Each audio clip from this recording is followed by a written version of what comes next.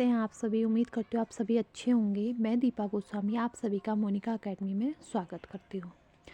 दोस्तों, हम हिंदी साहित्य पढ़ लेते। हिंदी साहित्य में हमने पढ़ा आदिकाल के एमसीक्यू भी कर लिए हैं। आज हम पढ़ने वाले हैं रीतिकाल। ठीक है, रीतिकाल की समय सीमा क्या मानी गई है, रीतिकाल का नामकरण किस आधार पर इसको रीतिकाल से नाम पुकारा गया, रीतिकाल के कौन कौन से भेद हैं, इन सबको हम आज पढ़ेंगे। ठीक है, चलिए शुरू करते हैं। इसकी समय सीमा मानी गई है 1650 से 1850। ठीक है, अब नामकरण क्यों पड़ा। आचार्य रामचंद्र शुक्ल के अनुसार हिंदी साहित्य का उत्तर मध्य संवत 1700 से 1900 ईस्वी अर्थात सन 1643 से 1843 ईस्वी तक रीतिकाल कहलाता है। सुविधा अनुसार या सर्वमान्य दृष्टि से देखें तो रीतिकाल की समय सीमा 1650 से 1850 तक मानी गई है। काव्य में विशिष्ट रचना पद्धति को रीति कहा गया है। अब देखिए, यहीं पर समझने वाली चीज़ है, बाकी तो कोई समझने वाली ऐसी चीज़ नहीं है।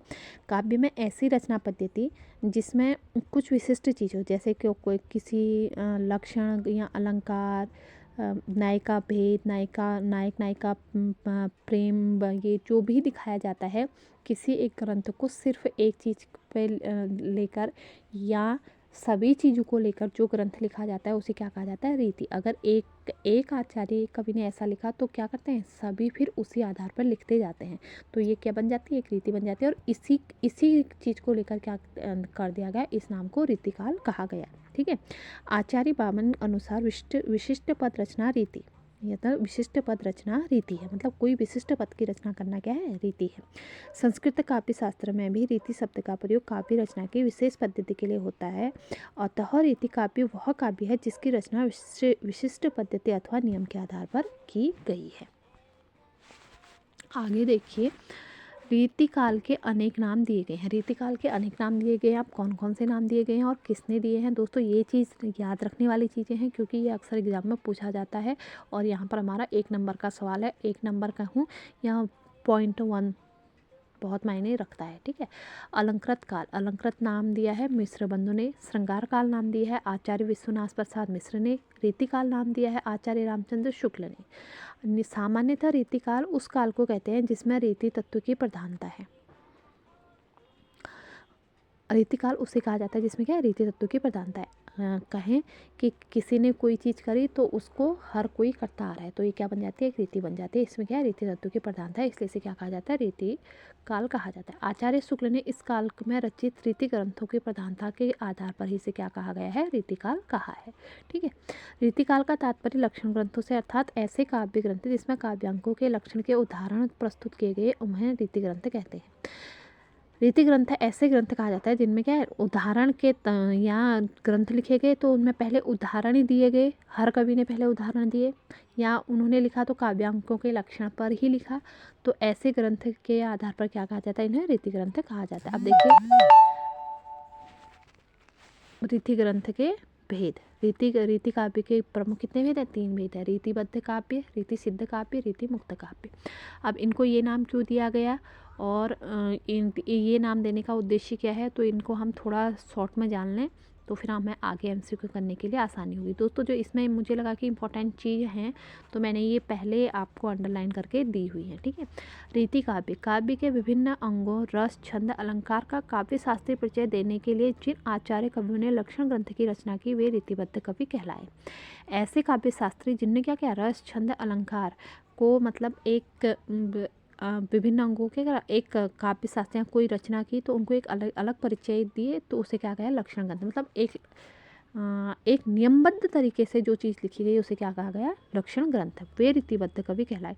इन रीतिबद्ध आचार्य कवि ने कुछ ने काव्य के सभी अंगों पर विचार किया और कुछ ने रस, छंद, अलंकार, नायिका भेद और किसी विशेष विषय पर लक्षण ग्रंथ की रचना की। अब देखिए, कुछ आचार्य तो ऐसे हुए जिनने क्या करा, सिर्फ रस, छंद, अलंकार, नायिका भेद या किसी विशेष विषय को लेकर क्या क्या ग्रंथ लिखे, लक्षण ग्रंथ लिखे। और कुछ आचार्यों ने इन्होंने इन सभी को लेकर क्या करे, ग्रंथ लिखे। और जैसे केशव और देव, इसके क्या हैं, प्रमुख कवि। लक्षण रीतिबद्ध कवि के प्रमुख कवि हैं केशव और देव। अब रीति सिद्ध काव्य देखिए, रीति सिद्ध काव्य क्या है, वे कवि जिन्होंने कोई लक्षण ग्रंथ तो नहीं लिखा किंतु काव्य शास्त्रीय लक्षणों के आधार पर काव्य रचना की। मतलब ऐसे कवि जिन्होंने लक्षण ग्रंथ नहीं लिखे, कोई नियमबद्ध तरीके से क्या करा, कोई भी ग्रंथ नहीं लिखा, लेकिन नियम को आधार मानकर अपने ग्रंथ लिखे, वो क्या कहलाए, रीति सिद्ध काव्य कहलाए। ठीक है, और इनमें प्रमुख कवि कहलाते हैं बिहारी। अब आगे देखिए रीति मुक्त काव्य क्या है। काव्य शास्त्र में रीतियों, नियमों, लक्षणों से सर्वदा मुक्त काव्य रचना रीति मुक्त काव्य के अंतर्गत और हुई। इसी रीति स्वच्छंद काव्य भी कहा गया है। रीति मुक्त काव्यों में प्रेम श्रृंगार के अतिरिक्त भक्ति, नीति और वीरता विषयों पर स्वतंत्र रचना की गई है। रीति मुक्त काव्य मैं आपको उदाहरण के तौर पे समझाऊं। हम कोई चीज़ करते हैं या हमारे कोई चीज़ परंपरा में चली आ रही होती है, हमें वो करना ही करना होता है, लेकिन हम उस चीज़ को करना चाहते हैं अपने तरीके से, परंपरा को मानकर नहीं। हम वो चीज़ करेंगे लेकिन परंपरा मानकर नहीं, हम वो चीज़ कर भी रहे हैं और उसकी परंपरा भी ना टूटे, इस तरीके से कर रहे हैं। ठीक है, लेकिन यही क्या है, रीति मुक्त काव्य। मतलब जो हमारी रूढ़िवादी चीज़ें हैं उनको छोड़कर हमने क्या करा है, हमने नई चीज़ें करी हैं। इनमें क्या करा है, पहले जैसे लिखा जाता, पहले रीति सिद्ध या रीतिबद्ध काव्य में इनमें क्या है, एक नियम के अनुसार क्या लिखा गया है, रचनाएं की गई हैं। लेकिन रीति मुक्त में क्या, इनमें कोई नियम नहीं माना गया है। और पहले के जो पहले अरीतिबद्ध और रीति काव्य क्या थे, उसमें सिर्फ प्रेम श्रृंगार या वीरता तो बहुत कम दिखी गई थी। लेकिन रीति मुक्त में क्या दिखा गया, प्रेम श्रृंगार, भक्ति, नीति और वीरता भी देखा गया है। ठीक है, और इसके प्रमुख जो कवि हैं वो है घनानंद और बोधा, जिनने ज़्यादा किस पर क्या, प्रेम और श्रृंगार, भक्ति, नीति और वीरता के विषयों पर स्वतंत्र रचना की है। अब देखिए प्रमुख कवि और उनकी रचनाएं। कुछ रीतिकाल के कवि लिए हैं और उनकी रचनाएं ली गई हैं। आचार्य केशवदास, इनकी रचनाएं कवि प्रिया, रसिक प्रिया, ये आपको याद रखनी है। चिंतामणि, रसविलास, छंद विचार, पिंगल, श्रृंगार मंजरी, कविकुल, कल्पतरुम, काव्य प्रकाश, इनके आपको याद रखनी है। रसविलास, छंद विचार, कवि कुल, कल्पतरुम। ठीक है, कुलपति मिश्र, रस रहस्य, संग्राम सार, दुर्गा भक्ति तरंगिणी। आचार्य देव, भवानी विलास, अष्टायाम, रसविलास, काव्य रसायन, भाव विलास, कुशल विलास। आचार्य भिखारी दास के हैं रस सारांश, श्रृंगार निर्णय, काव्य निर्णय, छंद वर्णन, पिंगल, छंद प्रकाश। आचार्य ग्वाल के हैं रसिकानंद, अलंकार, भ्रमर भंजन, साहित्यानंदन, कवि दर्पण आदि। सैयद गुलाम अली के रसलीन, जिन्हें रसलीन भी कहा जाता है, रस प्रबोध, अंग दर्पण, इनका आपको रस प्रबोध याद रखना है और नाम भी याद रखना है, सैयद गुलाम अली या रसलीन। ठीक है, पद्माकर के हैं पद्मभारण और जग विनोद, आप पद्माकर के भी या 2 ही रचनाएं, ये आपको याद रखनी है। मतीराम की है रसराज, ललित ललाम, फूल मंजरी, अलंकार पंचाशिका और व्रत कौमुदी। ठीक है, अब देखिए जसवंत के भाषा भूषण, आनंद विलास। भूषण के देखिए शिवराज भूषण, शिवा बावनी, और यहाँ पर आपको दोनों में याद रखना है, जसवंत सिंह के भाषा भूषण और भूषण का है शिवराज भूषण और शिवा बावनी। और ये दोनों ये दोनों रचनाएं लिखी हैं उन्होंने शिवाजी पर। ठीक है, गोप की रचना क्या है, रामचंद्राभरण, ये आपको याद रखना है, ये लिखी है गोप ने। सुखदेव मिश्र ने लिखे है व्रत विचार, छंदो विचार। मुरलीधर भूषण ने लिखे अलंकार प्रकाश, छंदो हृदय प्रकाश। राम सहाय ने लिखी है व्रत तरंगणी, ये भी आपको याद रखनी है। तोष ने लिखी है सुधा नीति। अब देखिए रीति सिद्ध कवि क्या है, किसे कहते हैं। इस वर्ग के प्रमुख कवि बिहारी हैं, जिनने बिहारी सतसई नाम से एक काव्य ग्रंथ की रचना महाराज जयसिंह के दरबारी कवि के रूप में की थी। बिहारी ने सिर्फ मात्र अपनी इनकी एक ऐसी रचना है जिन्होंने क्या करे, इन्होंने रीतिकाल में प्रधान कवि के रूप में दर्जा प्राप्त किया है, मात्र और मात्र अपनी एक रचना से, और वो है बिहारी सतसई। ठीक है, इस काव्य ग्रंथ में 713 दोहे हैं, ये आपको ध्यान रखना है। प्रत्येक दोहा अपनी विषय वस्तु एवं कलात्मक में बेजोड़ है। इनके दोहे के विषय में कहा जाता है कि उन्हें गागर में सागर भर दिया। जो बिहारी थे वो ऐसे दोहे करते थे, दोहा छोटा होता था लेकिन उसका सार बहुत बड़ा होता था और बहुत गहरा होता था, इसलिए इसे क्या कहा जाता है, गागर में सागर भर दिया है। उन्हें प्रत्येक दोहे की रचना के लिए महाराज जयसिंह से एक असरफी स्वर्ण पुरस्कार में दी जाती है। मतलब उस समय पे एक असरफी, समझ सकते हो, एक दोहे के लिए, मात्र एक दोहे के लिए क्या करते थे महाराज जयसिंह, उनको एक असरफी देते थे मात्र एक दोहे के लिए।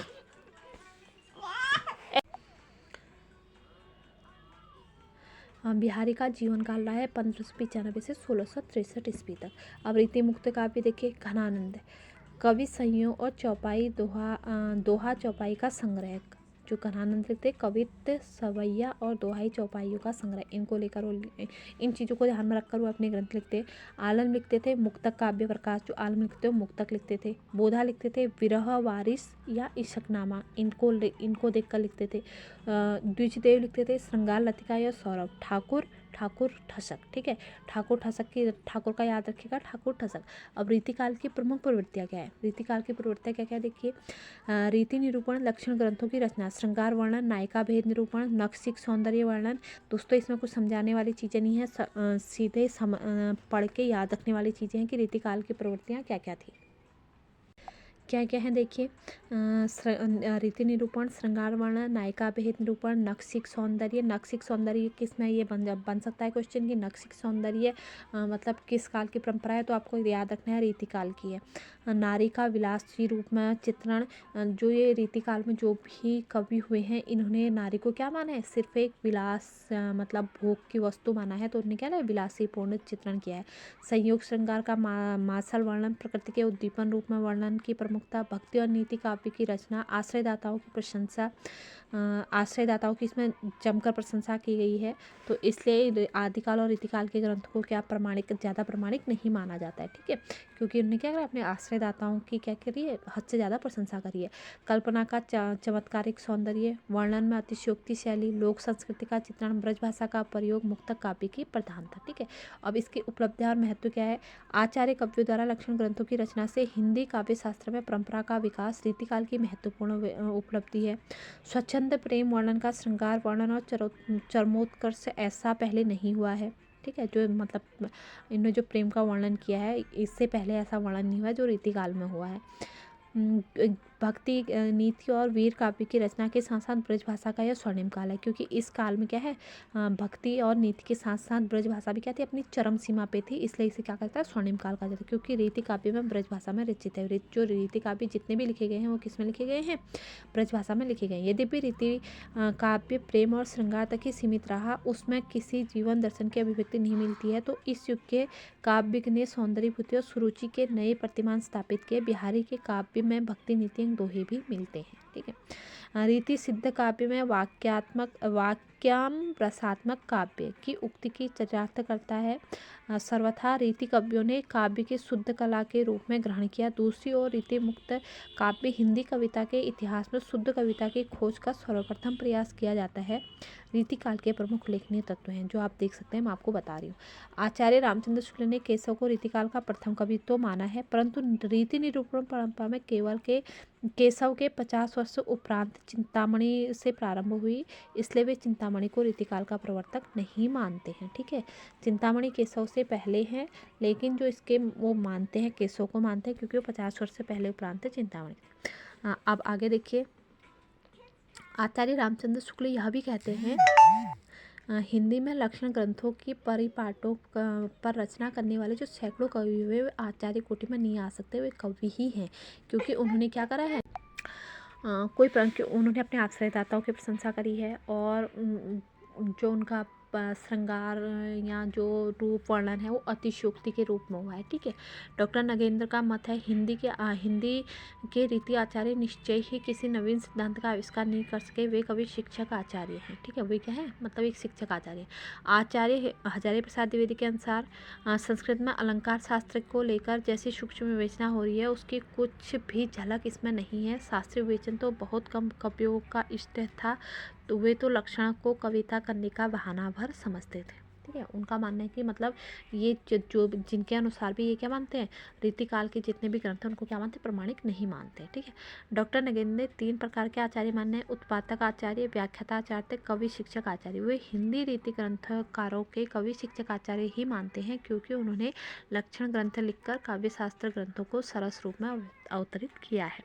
डॉक्टर नगेंद्र कहीं कहीं पे मानते हैं कि क्या है, कोई ग्रंथ है मतलब प्रमाणिक है, लेकिन ज़्यादातर कवियों ने रीतिकाल और आदिकाल के ग्रंथों को क्या माना है, अप्रमाणिक ही माना है।